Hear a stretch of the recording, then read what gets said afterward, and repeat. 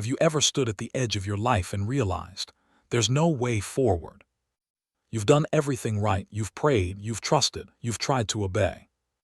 And yet here you are, facing a wall so high, a sea so wide, a burden so heavy that escape feels impossible. Behind you, the past is chasing. Before you, the future is blocked. Inside you, fear is rising. And you wonder, why would God lead me here? Why would a loving God guide me straight into a dead end? It feels cruel, doesn't it? It feels confusing. But what if the impossible road you're standing on right now isn't a mistake? What if the dead end isn't a punishment, but a setup? Because sometimes, God lets you come to the end of yourself so that you can finally meet the beginning of Him. He lets the seas rise and the enemies close in. He lets the options vanish. He lets the walls press tight. Not to crush you, but to reveal His glory in a way you could never have seen otherwise. The Red Sea moments of life are never about showing you your failure. They are about showing you His faithfulness. When God led Israel to the Red Sea, it was not because He made a mistake in His directions. It was because He had a miracle planned. And the same God who parted the waters for them is still making a way for you, right now, even if you cannot see it yet. Impossible roads are where impossible miracles are born. So if you feel trapped today, if you feel pressed in on every side, if you feel like the waves are about to swallow you and your heart is about to fail, don't lose hope. The impossible is just the starting place for the God who specializes in doing the impossible. Stay with me, because what looks like the end is about to reveal a new beginning. And the miracle you're desperate for may be closer than you think. The human heart naturally craves easy paths. We want shortcuts through suffering, quick solutions to pain, clear signs that we are on the right track. When we face barriers we can't climb and seas we can't cross, it feels like something has gone terribly wrong. Surely God wouldn't lead us into places where fear threatens to consume us. Surely He wouldn't bring us to a place where we can see no way forward. And yet, again and again in Scripture, we see Him do exactly that. The Israelites had just been set free from generations of slavery. Their chains were broken. Their enemies were behind them. They were on their way to the promised land, a place flowing with hope and blessing. But before they could taste that promise, God led them to an impossible place, the edge of the Red Sea. In front of them, endless water. Behind them, the thundering hooves of an angry army. Can you imagine the fear? Can you feel the hopelessness that must have risen in their throats? They had trusted God enough to leave Egypt, but now, trapped between the sea and the soldiers, it seemed that trust had led them into a death trap. And maybe that's how you feel too. Maybe you trusted God with your steps, only to find yourself in a place that looks like failure, a place where fear screams louder than faith. But what if this place is exactly where you're supposed to be? What if the impossible road is not a sign of God's absence, but a setup for His glory? God's purpose in leading His people to the Red Sea was not to destroy them. It was to display His power in a way they would never forget. Had the path been easy, had the escape been obvious, they might have praised their own cleverness or their own strength. But faced with no human solution, they had only one option left: look to God. And when they did, the sea itself split open. The water rose like walls on either side. The ground beneath their feet turned dry. What was impossible became their pathway. What was certain death became the scene of their deliverance. God didn't fail them at the Red Sea. He revealed Himself there. He showed them that their hope was never supposed to be in the path, the plan, or their own ability to figure things out. Their hope was always meant to be in Him alone. If today you stand before your own Red Sea, feeling trapped, overwhelmed, and terrified, know this: God is not surprised by where you are. He is not scrambling for a backup plan. He has led you here with intention. He has brought you to this impossible place not to leave you, but to reveal Himself to you in a way you could never have known otherwise. This road may be impossible for you, but it is not impossible for Him. And the same God who made a way through the waters for His people is still parting seas today, for those who will dare to trust even when they cannot see. It's hard to trust when all you can see are walls. It's hard to believe when every voice inside you is whispering that it's over, that there's no way forward, that you must have missed something along the way. Doubt creeps in quietly at first, then loudly, until it threatens to drown out every promise you once held onto. Fear tightens its grip and questions start to rise. Did I hear God wrong? Did I take a wrong step? Why would he bring me here if he wasn't going to carry me through? But trust is not proven on easy roads. Trust is revealed on impossible ones. When everything around you says, give up, and you choose instead to say, I will wait for the Lord, that's where real faith begins. When you stop trying to force your own way out and instead fall to your knees and whisper, God, only you can do this, that's when you start to taste the kind of trust that changes everything. God doesn't bring you to impossible roads to punish you. He brings you there to teach you how to see differently, to stop seeing obstacles as dead ends and start seeing them as divine setups, to stop measuring his faithfulness by your circumstances and start measuring it by his character.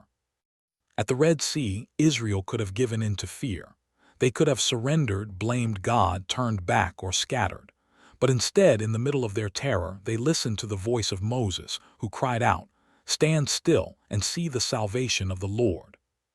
Sometimes the greatest act of faith is not moving, not panicking, not scrambling to save yourself. Sometimes the greatest act of faith is standing still, standing firm, standing in expectation that the God who led you here will not leave you here. Because he won't. God never leads his people into dead ends. He leads them into opportunities to see his power. He allows the seas to rise, the enemies to approach, the escape routes to vanish, so that when the breakthrough comes, no one can say it was by their own strength. So that when the way is made, all the glory belongs to him. And he is still the same today. Your Red Sea may look different. It may be a financial wall you cannot climb, a relationship you cannot repair, a diagnosis you cannot change, a dream you cannot see fulfilled. But the principle is the same. Where you see an impossible road, God sees the perfect setup for a miracle. Don't let the fear behind you or the waves before you convince you to give up. Stand still. Hold your ground. Trust the God who makes a way where there is no way. When the Israelites stood trembling before the Red Sea, they could not imagine what God was about to do. Their minds could only calculate loss. Their eyes could only see barriers. Their hearts could only feel fear. They were trapped between an army determined to destroy them and a sea that seemed impossible to cross. Every logical thought told them they were finished. Every natural instinct screamed for them to run, hide, give up. But God's perspective was never limited by what they could see. He already had the escape planned. He already had the miracle prepared.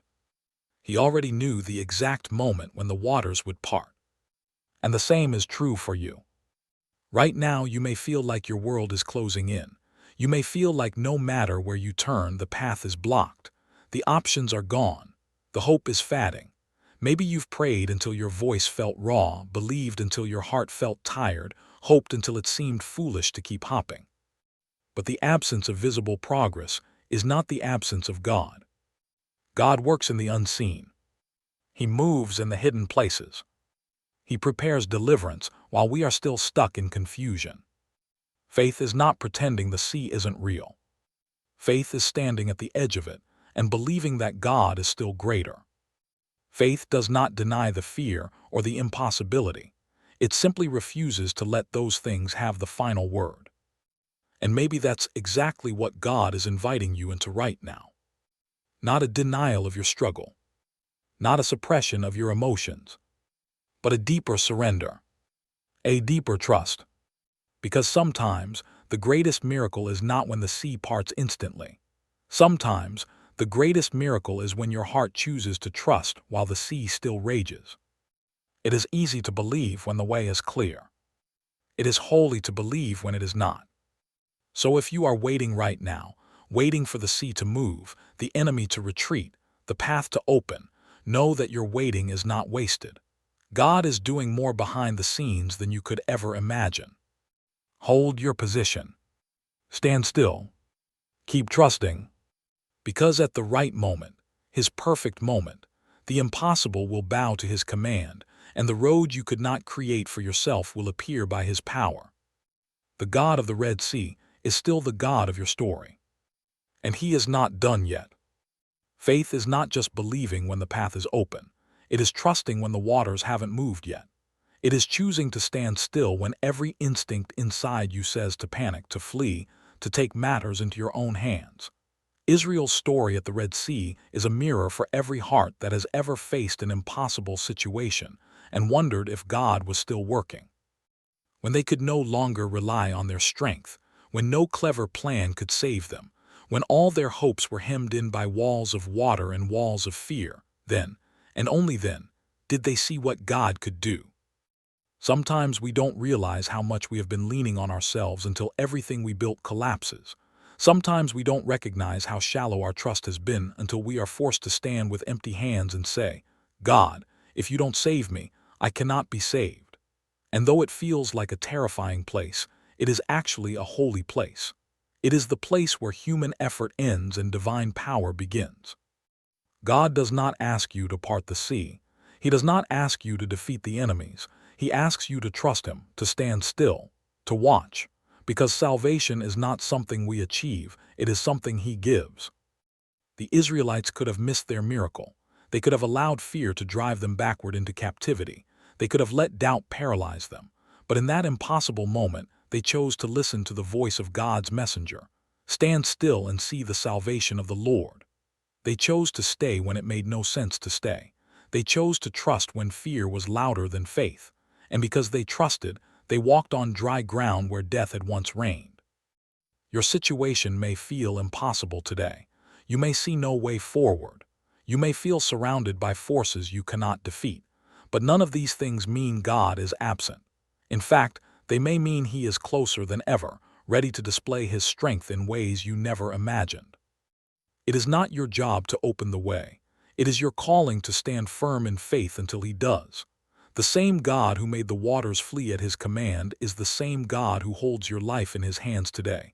His arm has not weakened. His heart has not changed. His power has not diminished.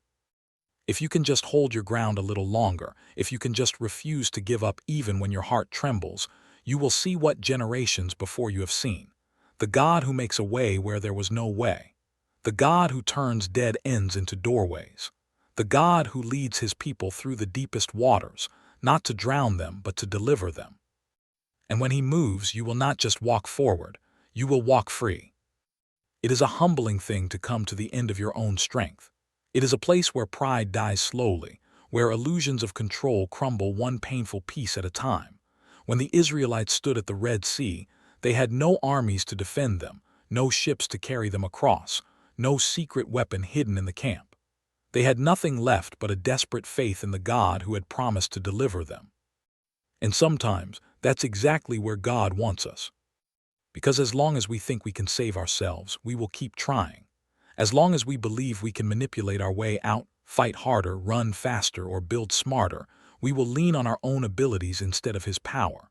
But when all of that is stripped away, when the only thing we can do is lift our eyes to heaven and cry out for help, we finally see God for who he really is, the deliverer, not just of nations, but of individual, desperate souls. If you are at that place today, if you feel like you have exhausted every option, prayed every prayer, cried every tear, know this: you are not abandoned. You are being positioned.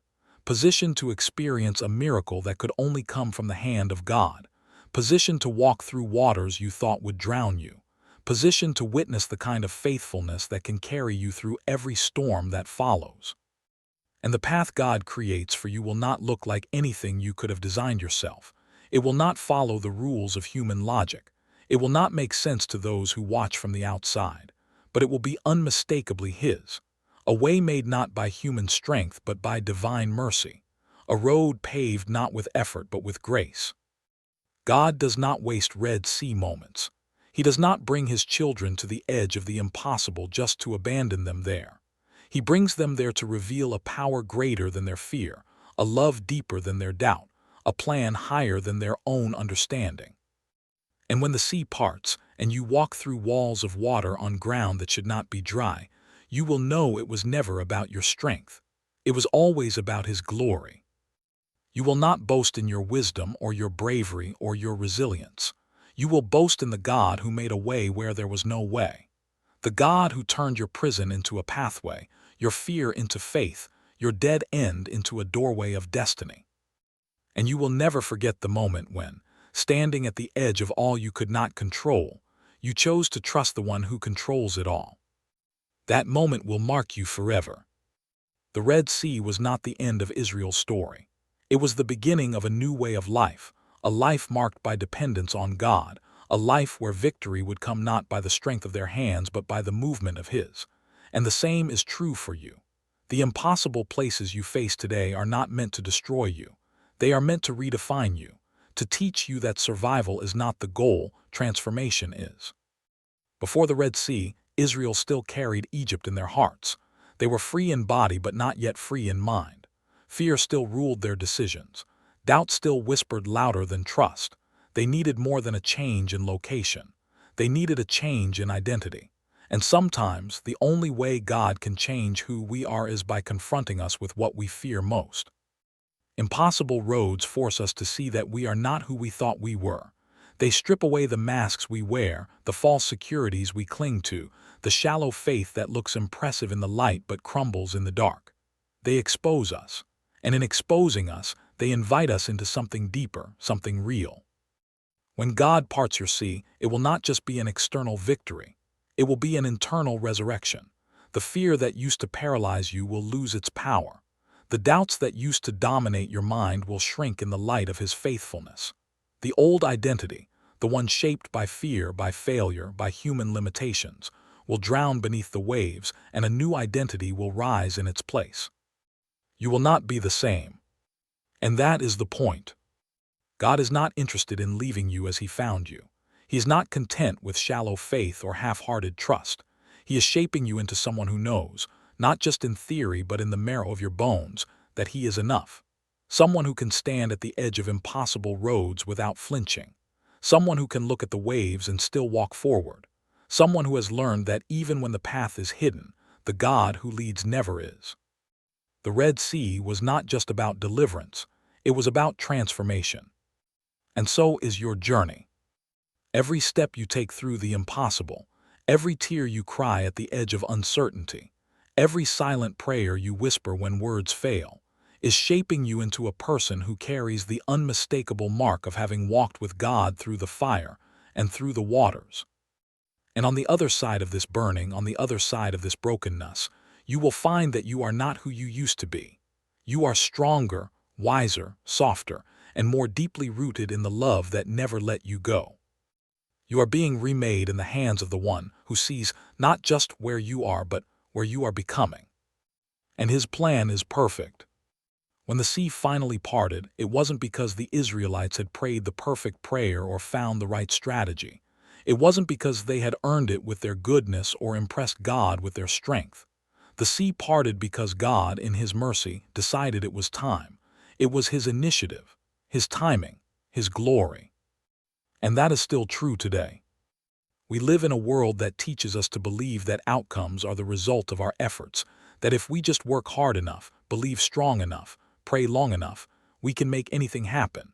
But the Red Sea reminds us that there are some victories we cannot manufacture, some breakthroughs we cannot force, some deliverances that can only come by the hand of God at the time of His choosing.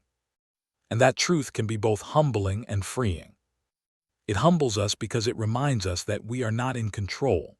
No amount of striving, worrying, or planning can move the sea before its appointed time. It frees us because it lifts the unbearable weight of performance off our shoulders. We are not responsible for parting the waters. We are responsible for standing firm in trust until they part. If you find yourself standing at the edge today, waiting, longing, praying for God to move, do not believe the lie that your waiting is wasted. Every moment of patient trust is a declaration to the heavens and the earth that your hope is not in circumstances, but in a Savior who never fails. God is working even when you see nothing. He is arranging pieces you don't even know exist. He is preparing hearts, opening doors, shifting battles in ways you could never orchestrate. And when He moves, it will be clear that it was not by might, not by power, but by His Spirit. The Red Sea didn't part because Moses found the secret formula. It parted because Moses obeyed when everything in him must have screamed for certainty. He lifted his staff in simple obedience, and God did the impossible. Maybe today your obedience is not dramatic. Maybe it is just standing still. Maybe it is waking up one more morning and choosing to believe. Maybe it is lifting tired hands in worship when your heart still aches. Maybe it is choosing to speak hope over your situation instead of despair. These small acts of obedience matter. They are the seeds of miracles yet unseen. And when the sea does part, and it will, you will step forward not just into freedom, but into a deeper relationship with the God who proved once again that He is faithful through every fire, every flood, and every impossible road. One day you will look back at this moment, the moment you stood trembling at the edge of what felt impossible, and you will see it differently. You will not remember only the fear or the tears or the nights you wondered if you could keep believing. You will remember the God who never left you, the God who stood in the fire with you, the God who made a way when every way was closed. You will remember that the Red Sea was never a wall to stop you. It was a doorway to lead you into deeper trust, deeper joy, deeper freedom. And you will realize that you are not the same. You are stronger than you thought. You are braver than you feared. You are closer to the heart of God than you have ever been. Because impossible roads don't just test your faith. They deepen it. They refine it. They prove it real. If your heart is burning with questions right now, if your soul is weary from the waiting, if your spirit is barely hanging on, please know, you are not forgotten. You are exactly where you need to be for God to write a miracle into your story. Don't give up now. Don't turn back. The sea will part. The way will open. And when it does, you'll walk through it with a faith forged by fire and a heart forever marked by His goodness. If this message touched something inside you, if it reminded you that your journey through the impossible is not wasted, I want to invite you to stay with us. Subscribe today, not because you need more noise, but because you need more truth, more hope, more reminders that you are not alone in your Red Sea moments. We are walking this road together. We are standing still together, waiting for the sea to move. We are believing together for the breakthrough only God can bring. And until that day comes, we will keep trusting, keep hopping, and keep walking by faith.